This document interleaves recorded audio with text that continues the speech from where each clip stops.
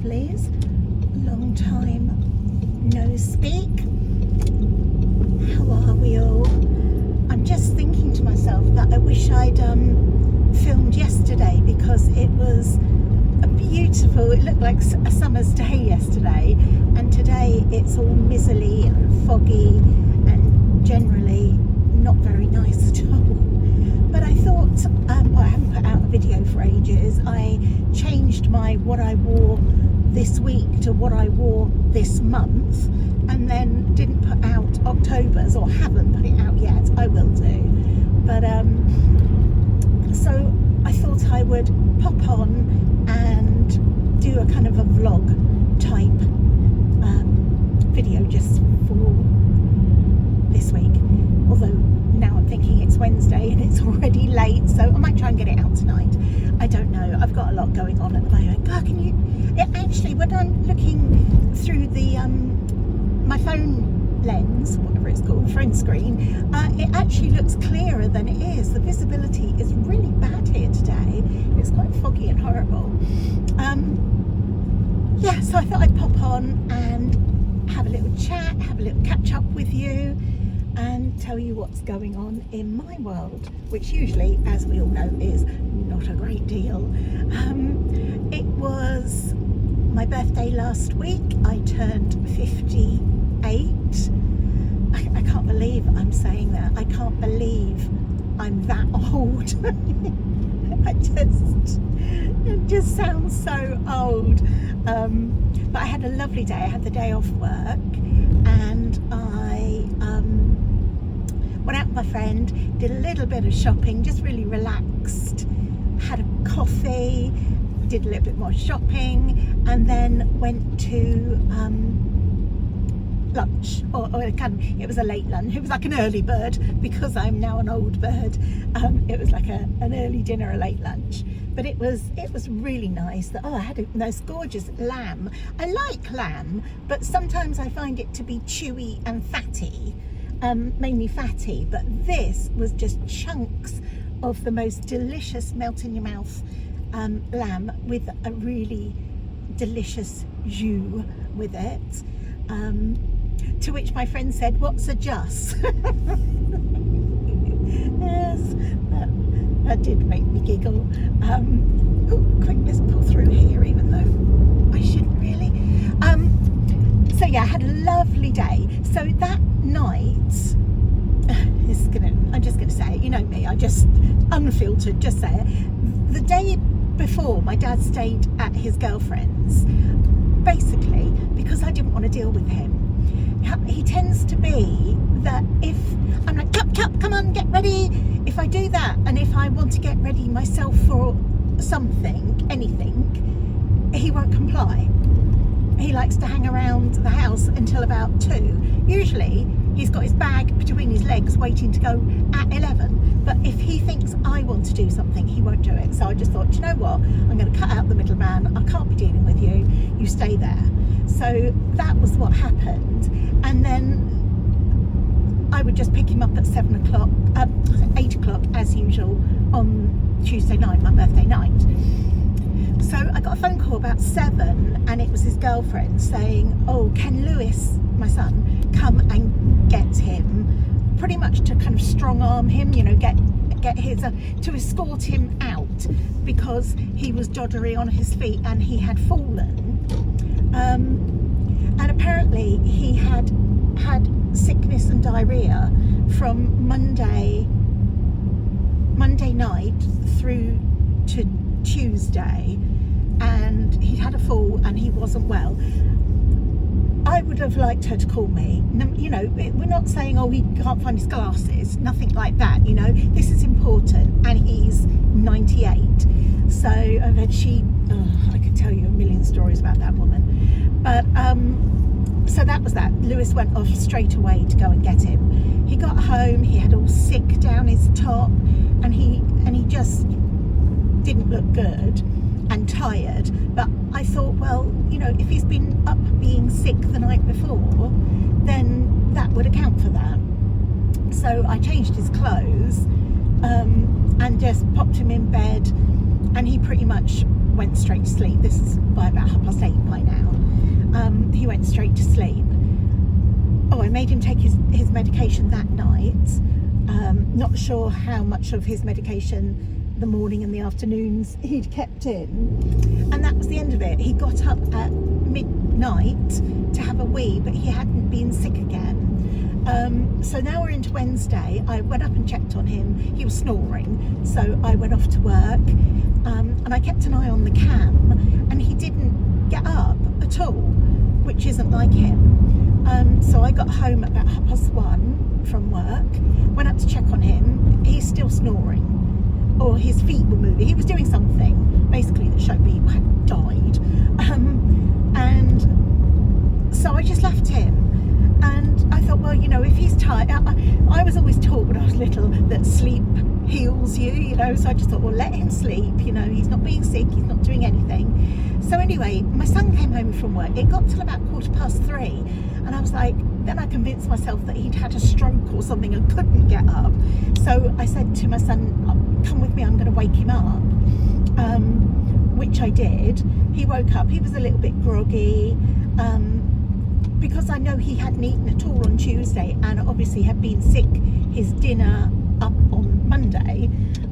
I made him some mushroom soup, which he wouldn't drink. He said it had peas in it, which it didn't. So then I gave him a Diaurolite just to get some, whatever that has in it, salts and minerals or whatever, back into him. And he pretty much went back to bed about 6 and stayed there. So the following morning I went to check on him. He was again snoring or moving in his sleep. So I went off to work as usual. And then I was at work, and then so I've got my Ring camera, and I could see that my son had left because it rings, like tinkles, comes up an announcement on my phone as I'm driving. So I thought, oh, that's my son, because it was like 10 minutes after I left. And then there was another one shortly after that, which would have been the postman, not the postman, the paperman. So about 10:30, there was a person at the front door alert, and I did think to myself, well, that's a little bit early for the postman. He doesn't usually arrive till about midday. So I checked the Ring, and it was my dad in his pyjamas and dressing gown with his bag that he likes to take out with him, charging off up the drive. So I watched a little bit longer to see if he goes left or right. And then I rang my son, because I work, as you know, you're coming with me, it's about 30 minutes away, and with the road closures that are still there, it takes a long time. So there was no way I was going to get to him. So I rang my son, who's so luckily, you know, when we go past the airfield, it's about 3 minutes drive from my house. I rang my son, and he was working there, so I was able to get him to go and get him. Sorry, I can't talk watching these cars. For fuck's sake. And he got him. He was standing at the bus stop. Standing at the bus stop, and he was in his pajamas. Right, here we go. He was in his pajamas. He didn't have. He wasn't properly dressed. He hasn't got a bus pass. He never takes a bus. He didn't have any money. It was just not good. So my son got him, and took him home. He was only up the road. Took him home, and my dad didn't know where he lived. So my son took him in, put him in my lounge in my dining room, gave him his lunch that I'd made and a drink, and then had to go back to work because his boss is my ex. So his boss, being an absolute narcissist and just a generally disgusting human being, gave my autistic son a bollocking for leaving to go and rescue his 98-year-old granddad with dementia. So that's the kind of person we are dealing with. So he was anxious to get back to work. He locked, the back door's always locked with the key out, but he locked the front door, and I was ringing him, but where he was cross and anxious because of his boss. He didn't answer the phone to me, and I wanted to tell him, take the key out the patio door. So I was then watching my dad on my security cameras, and he tried the front door, and I thought to myself, he's going to go straight to the back door. Went to the back door. He went into my pantry that's got like a key press, but it kind of keeps like shed keys and things like that in it, and tried that. Then went back to the front door to try that again, and then he went round to the patio door, and I just thought, oh, for fuck's sake. And all of this I was watching like moving cameras and watching him on the cam, and he went out. So because of the way my son had been, I watched him for about, well, I didn't watch him, I just watched the empty doorway for about 10 minutes while I was carrying on with my work, and he didn't come back in. So I said to my boss, who equally isn't very charitable, said, look, I've got to go, I will come back, remembering that that would be an hour's journey for me, but needs must. So he said, yeah, all right, go. And I went out, and my dad was sitting by this near the front door, but behind a gate, throwing things through the gate. Now, he'd been plodding around in the garden, I know, so I hadn't done a poo scoop for about 4 days by this time. You know, the weather hadn't been, I just hadn't. And I knew he doesn't look where he's walking, and he would have walked in dog poo. So I said to him, go round to the back door and take your shoes off. And he wouldn't take his shoes off. And I'm not going to let him walk dog shit through my house. I've got bad enough, you know, having to leave work. So I said, well, you're not coming in until you take your shoes off. And this went on for a little while. So I said, right, fine, stay outside the back door. Outside the back door is a covered area with, immediately opposite my back door, a brick shed. So he was covered. He was in kind of inside, if you like, and it wasn't a terribly cold day. It was quite a mild day. So I just thought, what I thought I would do is go and get his slippers. I don't know. I just thought maybe he didn't want to be shoeless. So I thought, well, if he puts his slippers on, trades his slippers for his shoes, that might appease him. But it didn't. When I got back, he'd slumped down with his back against the shed door and had both of his feet, his shoes, up on my glass back door, like banging his feet in unison, like stomping on that. And I said, what are you doing? And he just wouldn't talk. He wouldn't look at me, he wouldn't make eye contact. And I said, get your feet off. I said, look, here's your slippers, come and put these on. And he wouldn't. So I went to shut the door again. He jammed his foot in the door, so I couldn't. So I just kicked his shoe out of the way and got him off and shut the door. He then, outside the back door, because it's cold these days, we keep our like Pepsi and our water. I've got a case of Rio in like Coke can size cans. We keep them outside the back door to save blocking up the fridge, and it's equally as cold. He was getting everything out, ripping everything out of the packaging. He emptied my food waste bin. He emptied my soft plate. It was just like a naughty 8-year-old, just chucking everything everywhere, throwing the cans at my back door. And I phoned the contact I had at Adult Social Services, who I'd signed myself off from, and said, no, I'll look after him. And I rang her and I told her as quick as I could what was going on. And she said, call an ambulance. And she said, call me back, but call an ambulance. So I rang the ambulance and told them what was going on. And they did the usual. Is the patient conscious? Is the patient breathing? Not what colour is he? Like, how is his colouring? You know, like, is he deathly pale or anything like that? And she said, what's his temperature like? And I said, I don't know. And she said, could you pop your hand down his front or his back? Which is what I do, because his hands, even in 30-degree summer, his hands are like ice, but his body's warm. So I went out to do it, and he lashed out at me his stick. So I've got a bruise on my face, I've got a bruise on my arm, I've got a bruise on my leg where he kicked me. And so I said to the ambulance lady, no, I'm not doing it. I'm not tussling with him. You know, I don't know how hot he is. You know, that's the end of it. And because she heard him do that, and my response that I can't do it because he's striking, she told the police. So anyway, she said the ambulance controller will ring you back shortly and let you know if an ambulance is coming. In that meantime, the police rang and wanted to make sure that I was safe, and I said yes I am, and just briefly told them. Then the ambulance controller rang and we went through, is he conscious all again?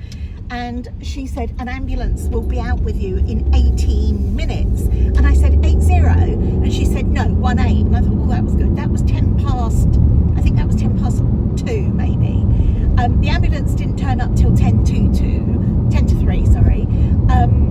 And by that time, he'd got up from where he was slumped down by the back door, gone up to the end of the garden, stood on a tree trunk that's about 2 foot tall, and was looking over the fence at the school behind me and throwing all of my dog toys over the fence, I've got one of those dustpan and brushes that it's got a long stick, so you don't bend over, you just do it standing up. Through anything he could get of mine, bottles of water. He also put what used to be like a big toy tub by a part of the fence to try and climb over. There was water bottles everywhere with the toy tub that he turned upside down. It's a massive big tub. Where it had been in the garden, it had become brittle, and he turned it upside down and stood on it and fell through the middle of it. I didn't see him do that. I only found the remnants of it afterwards. But he's got like bruises up his leg, and that's why. So yes, the ambulance people came, they got him in, and he was just by that time my son then came home, and he wouldn't comply with them. He wouldn't let them take his blood pressure, he wouldn't keep his pulse oximeter on. He was just being really difficult, and he was saying, come here to me, and I wasn't going near him because he'd already caught me by the hair and smacked me in the face. And I thought, no, I can hear him.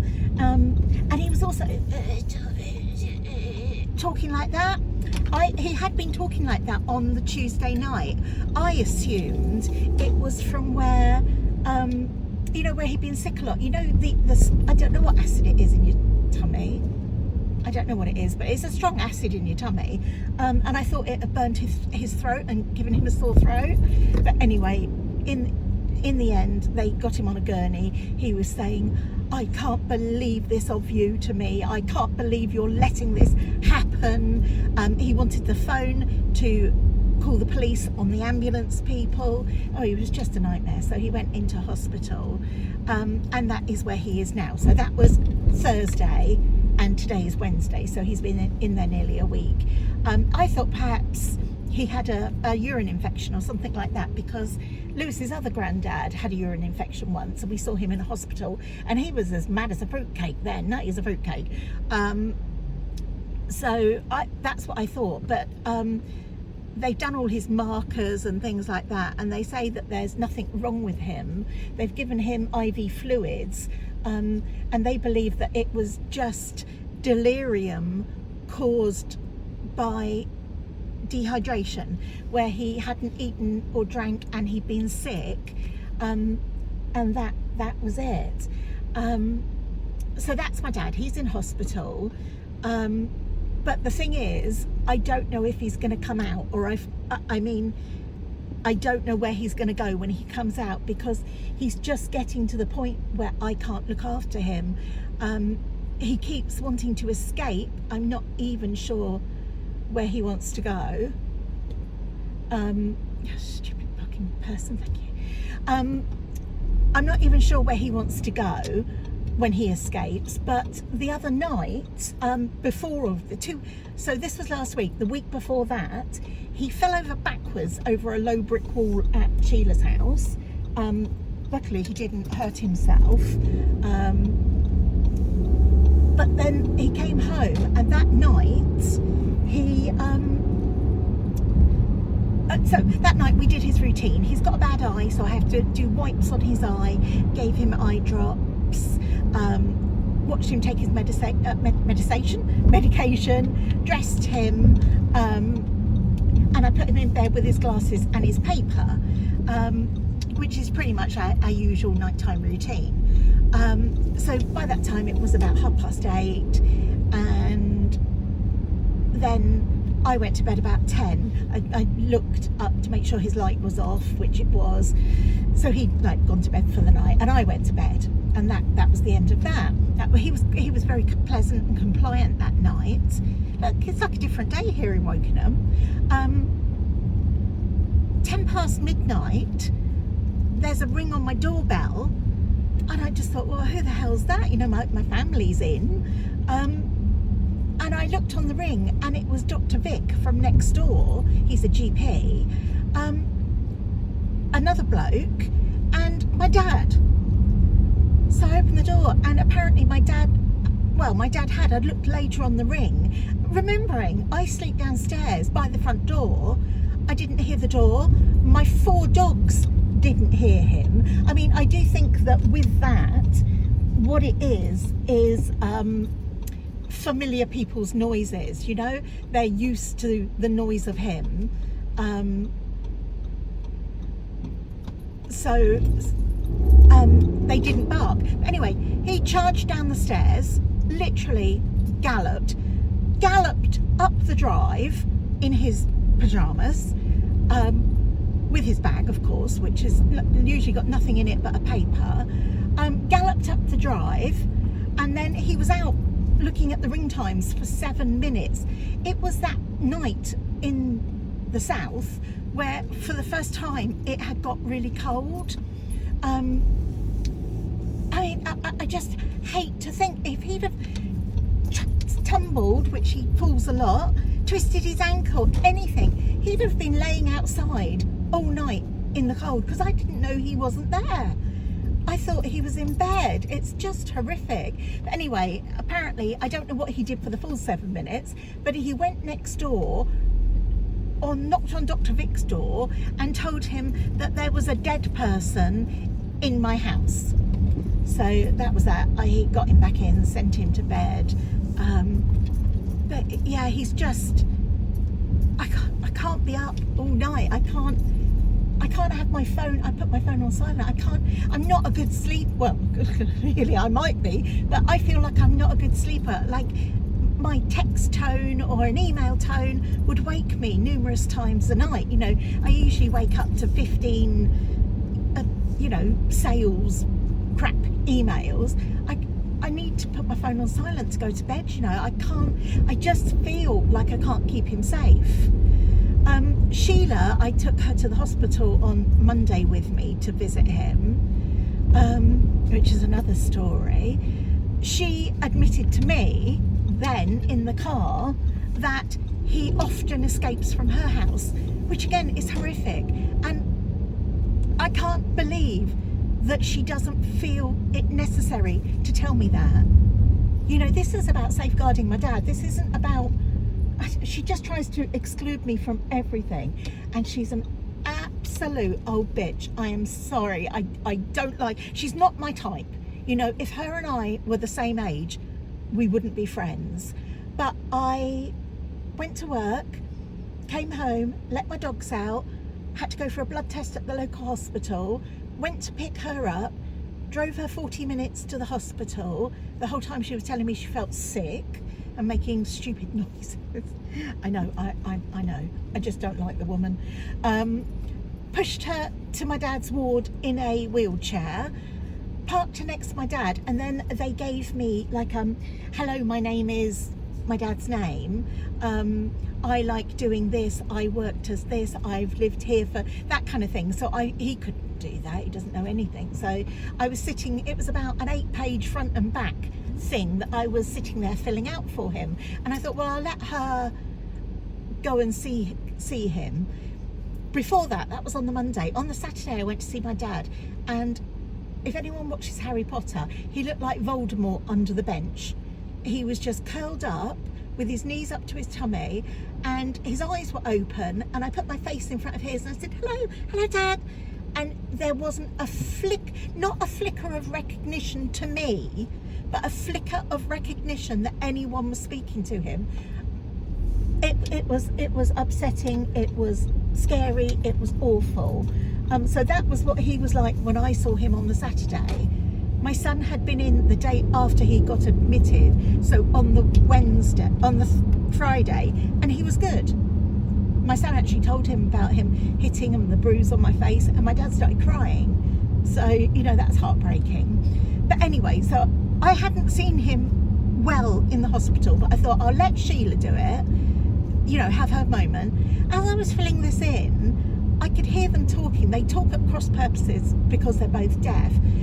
And she was saying, she doesn't tell me anything about what the doctor had said and things. I told her in the car.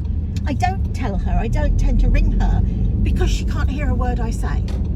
Literally, she cannot hear me, and it's exhausting. But I thought, well, I'll tell her in the car so that I can shout, like literally in her face. She's right next to me in the cabin in the car. And she's just such a nasty old woman. I just thought to myself when I heard that, my friends, when I've told them, have said, did you say, yes, I have, Sheila? And I didn't want to cause a scene in the hospital, you know, because I'd have to shout because they can't hear me. I just said thank you to that woman and didn't say thank you to me, and she just looked at me. Yeah, but after all that I'd done for her, put myself out for her, and she's trash talking about me to my dad. I'm absolutely stunned about it. But that's it. I'm never ever fucking taking her again. She can fuck off.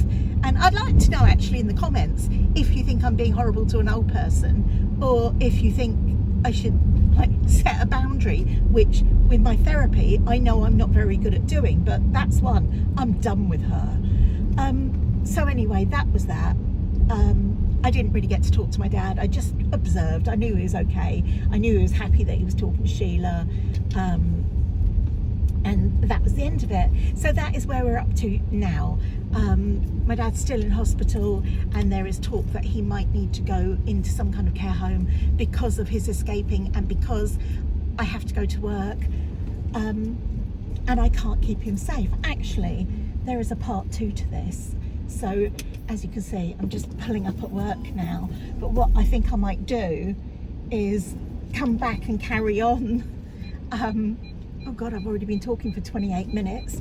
I'll come back and carry on and do my journey home and finish the story. I'll see you in a few hours. Bye. Hi, I'm back. I finished work. Where was I? I think I was having an epic rant about how rude my dad's girlfriend is. She's always like it. She's a deeply unpleasant woman. Lewis and I can't stand her, but we have to tolerate her for my dad's sake, but not anymore. I'm not taking her anymore. He won't remember that she even came in, so it doesn't make a great deal of difference to him.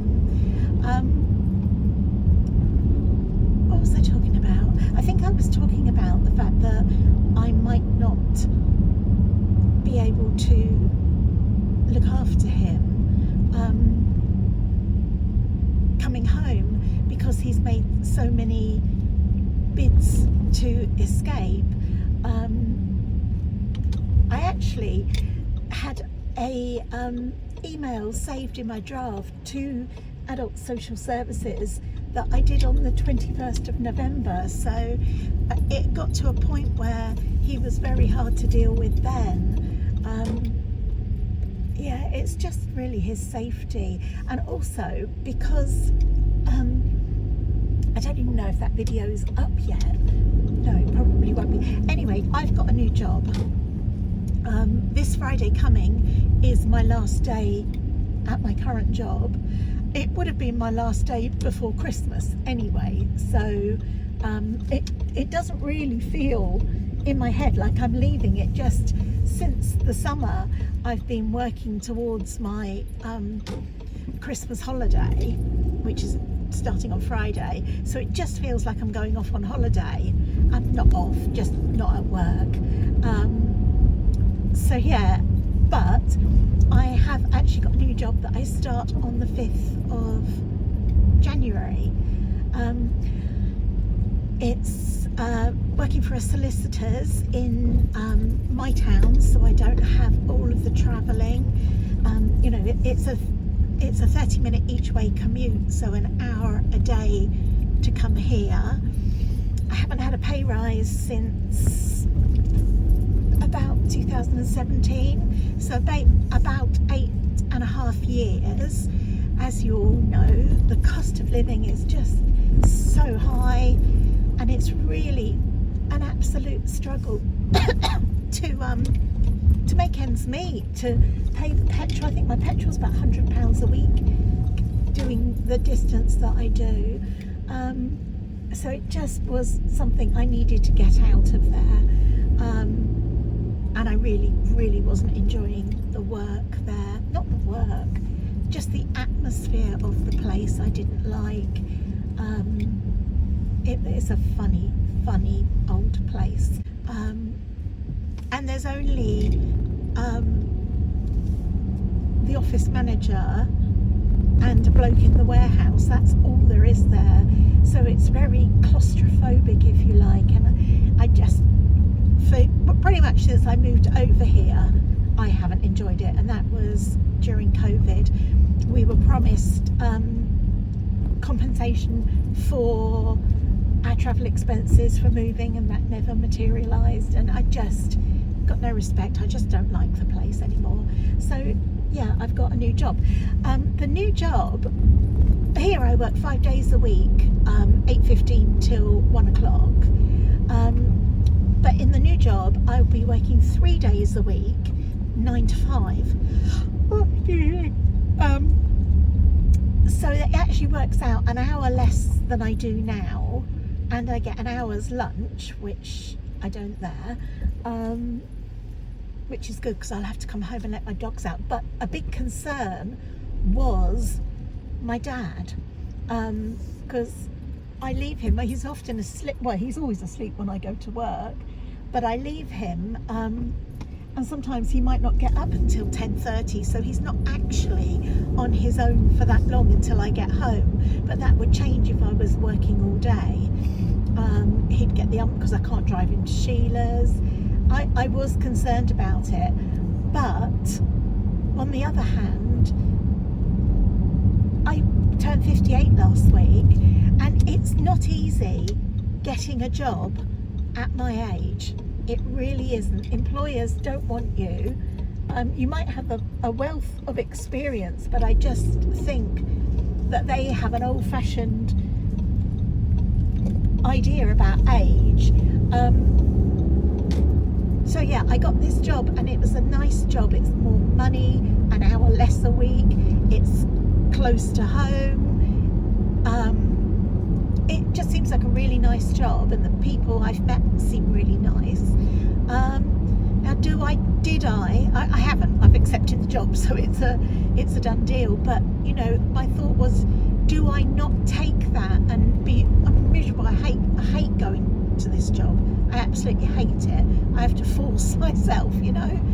Sunday night, I just think, oh, for God's sake, I really don't enjoy it.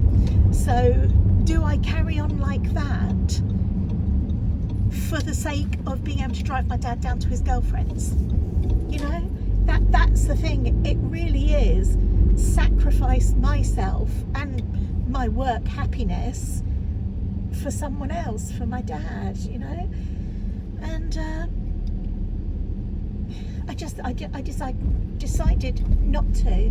I decided to put myself first, which, if you actually knew me, I would put everyone else in front of me. I do things that I don't want to do just to keep other people happy. It's a lot, and I just can't do it anymore. So that's the thing. I'm going for a new job. My dad was going to have to we were going to get by. That's why I think I started that email to the adult social services, to see what kind of help he'd be eligible for. But now, because of how he was lashing out and kicking and spitting and trying to smash things up and throwing my stuff over the school fence, the police became involved, and so are occupational health, so are adult social services, so are the hospital. It's just like a multi-agency thing at the moment.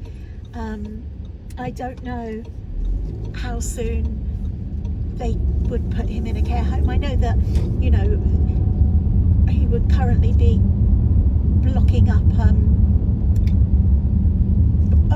hospital beds, but I don't think they can send him home if he's not safe, if he's a danger, you know, to himself, or maybe starting a fire or something like that. I don't know. I'm not experienced in this.